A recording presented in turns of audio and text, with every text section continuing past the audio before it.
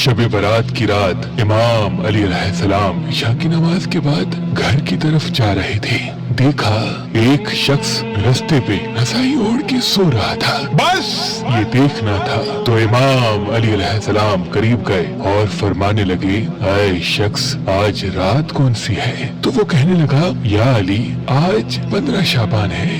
बात जब यहाँ तक पहुँची तो इमाम अली अलैहिस्सलाम ने फरमाया, ये रात बेदारी की रात है। मैंने अल्लाह के रसूल से सुना कि इस रात अल्लाह आसमानों के फरिश्तों को हुक्म देता है कि जाओ जमीन की तरफ, और वो फरिश्ते हजरत मीकाइल और हजरत इजराइल के पीछे होते हैं। हजरत मीकाइल और हजरत इजराइल हर घर में आते हैं क्योंकि अल्लाह का हुक्म होता है कि इस रात अगर कोई मेरा बंदा अपने गुनाहों के लिए पछताए और मुझसे आने वाले वक्त में अच्छी अमाल का वादा करे तो मीकाइल उसकी तकदीर में तरामीम करके आने वाले साल में ज्यादा से ज्यादा रिस्क और फरावानी लिखना।